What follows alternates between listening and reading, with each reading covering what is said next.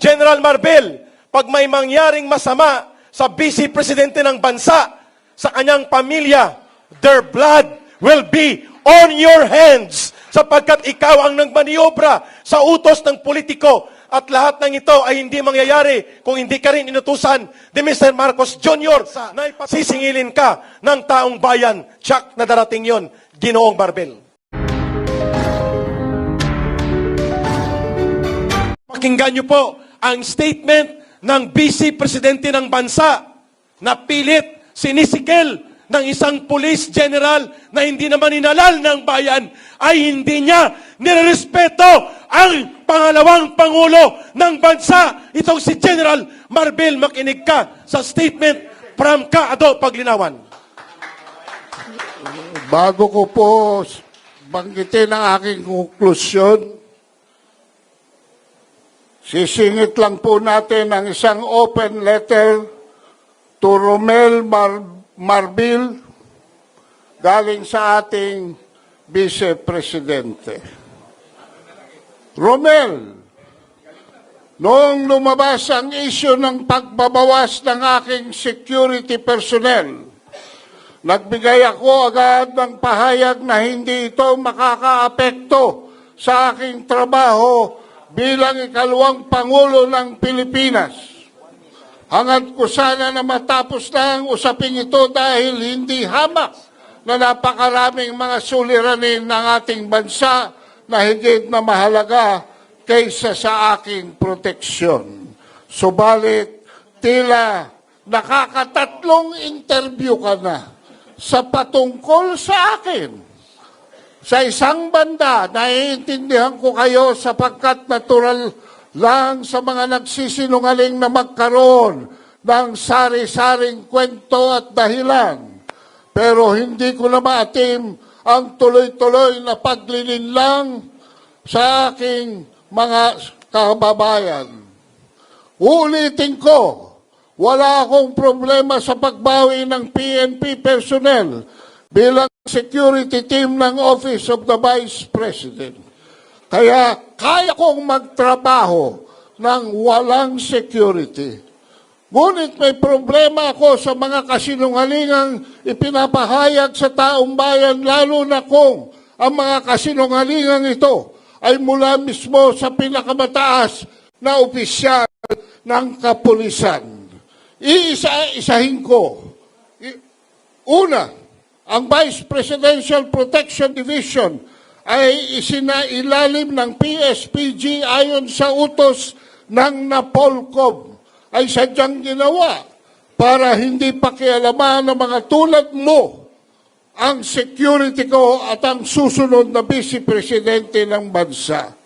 Malinaw ito sa dokumento ng Napolcom at PNP. Pangalawa, sinabi mo, local police also augment Duterte's security every time she visits the provinces.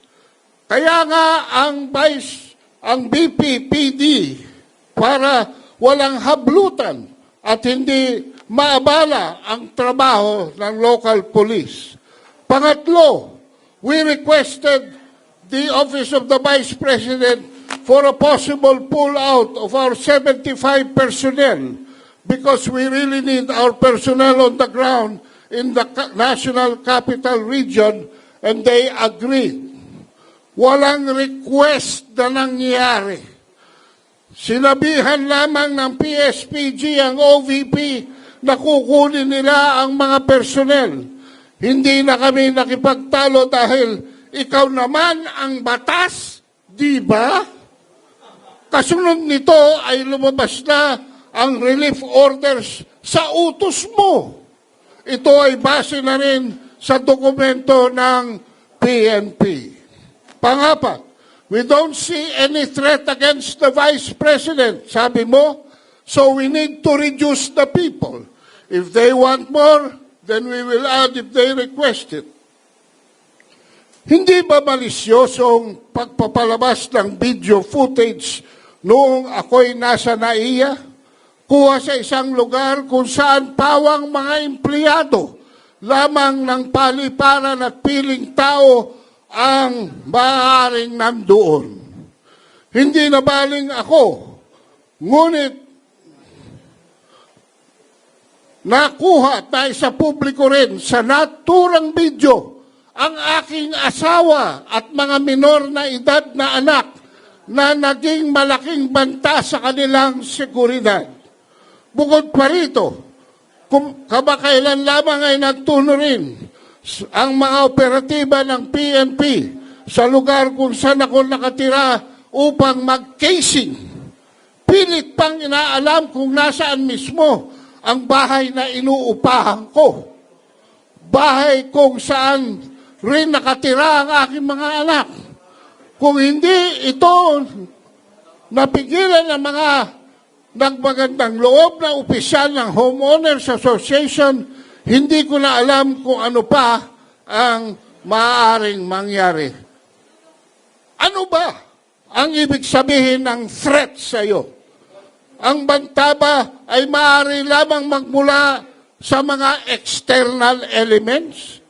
Hindi ba ang threat kung harassment ay nanggagaling mismo sa mga tauhan ng gobyerno? Isa pa, sinasabi mong walang threat, pero pwedeng mag-request ng dagdag na personnel. Ano ba talaga? Kung talagang wala kang nakikitang banta laban sa akin, bakit nagtira ka pa ng 45 na tauhan ng PNP na ikaw ang pumili? Tandaan mo, pagdating sa seguridad ng aking pamilya, ako ang magsasabi kung sino ang karapat-dapat, hindi ikaw.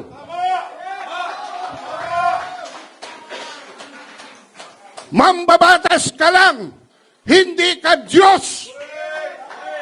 Panlima, the relief was for police visibility. Maganda sana ang hangarin kung totoo, ngunit kaduda-duda na ang 38 sa 75 PNP personnel na pinili niyong masakop ng relief order ay mga pulis na mula sa Mindanao at pinalipat-lipat sa National Capital Region na para bang hindi kulang ang pulis sa Mindanao. Simula na maging mayor ako noong 2010, nandiyan na ang issue ng kakulangan ng pulis. Hindi mo mahahabol ang police to the population ratio sa pagkuha ng security ko.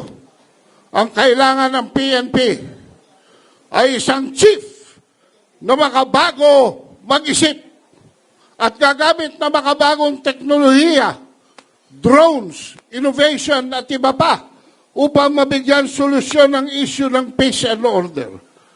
Kung kaya ninyong ilagay sa alanganin ng aking seguridad, nag-aalala ako sa uri ng harassment na kaya niyong gawin sa karaniwang mamamayan.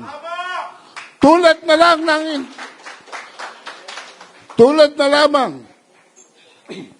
ng intimidasyon sa mga ordinaryong mamamayan para sa service ng warrant of arrest para kay Pastor Kibuloy sa Davao City kamakailan. Ang relief ng mga PNP personnel ay dumating pagkatapos ko mag-resign sa DepEd. Pagkatapos kong ihambing ang SONA sa isang catastrophic event at pagkatapos lumabas ang cocaine video. Let us spare our people from all the lies. Let us call it what it is, a clear case of political harassment. Ito ay malinaw, lalo na't saklaw ng relief order ng mga tauhan ng PNP.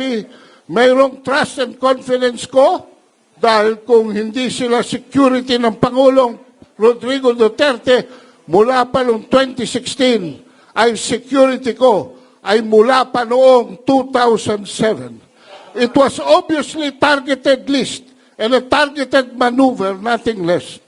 Masyado na atang mahaba ang sulat ko. Ang gusto ko lamang ay huwag mo akong banggitin sa mga pag-i-interview mo. Unahin na natin ang pagtulong sa mga nabaha, pakikiramay sa mga namatayan, at mga nakamamatay na sakit na nagdarasal ng dagdag pang mga araw sa pagtutok sa kahirapan at gutom at marami pang problema ng mamamayan. Asahan mo ang sulat na ito sa pagbabalik ng 45 na pulis na pinili mong manatili sa akin dahil hanggang ngayon talamak pa rin ang droga at krimen at nananatili ang takot ng mga Pilipino sa mga daan. Sana naman makatulong ito sa trabaho mo at laging tandaan para hindi magkabuhol-buhol ang kwento mo. Lagi kang magsabi ng totoo. Para sa bayan, Sara Duterte! Mabuhay ang Vice-Presidente ng Bansang Pilipinas! Mabuhay ang paghahayag ng katotohanan! Now, Mr. Marbel, General Marbel, pag may mangyaring masama sa Vice-Presidente ng bansa, sa kanyang pamilya, their blood will be on your hands sapagkat ikaw ang nagmaniobra sa utos ng politiko at lahat ng ito ay hindi mangyayari kung hindi ka rin inutusan ni Mr. Marcos Jr. na ipatupad ang isang kabaliwan na desisyon na tanggalan ng mga security personnel ang pangalawang Pangulo ng bansa. Sisingilin ka ng taong bayan. Tsak na darating yon, Ginoong Marbel.